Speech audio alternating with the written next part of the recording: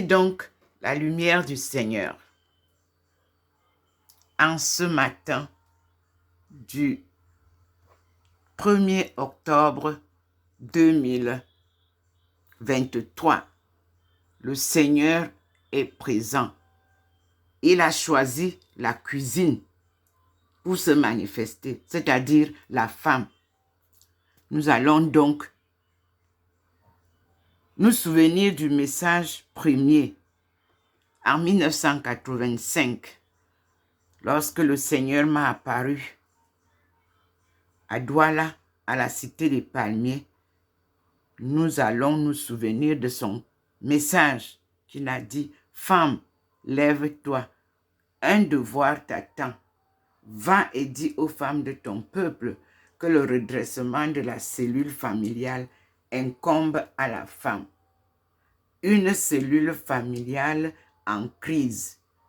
C'était le 10 août 1985 au Cameroun, à Douala.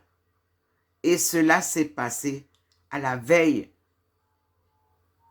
de la célébration de la messe par le pape Jean-Paul II au Cameroun lors de son voyage.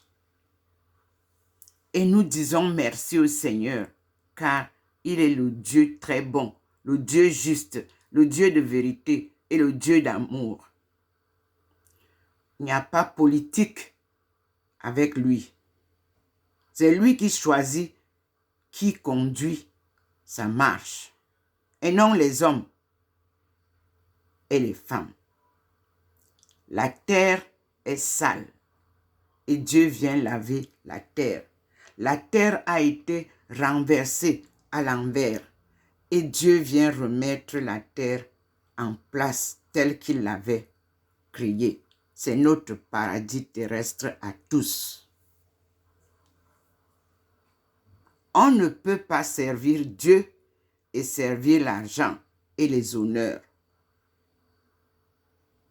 Nous disons merci au Seigneur et nous remercions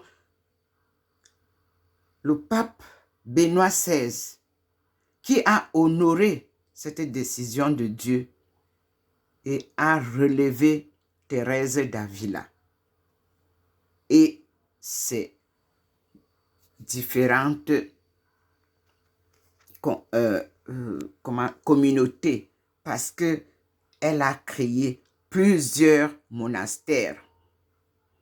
Pour être ministre de l'Église, pour être docteur de l'Église, il faut qu'il y ait un passage vivant, spirituel, palpable, visible de la force divine qui accompagne votre œuvre. Sans ça, on ne peut pas avoir le titre de docteur de l'Église. L'argent n'achète aucun titre spirituel. L'argent achète les titres politiques et les titres humains.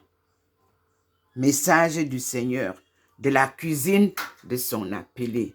Les femmes seront donc en honneur en 2025 pour renverser la donne de la famille qui est brisée, de la famille qui est souillée, de la famille qui est en crise, de la famille qui est disloquée, de la famille qui est détruite par l'Église, par les politiques, par les hommes et les femmes de mauvais augure. Le Seigneur dit non,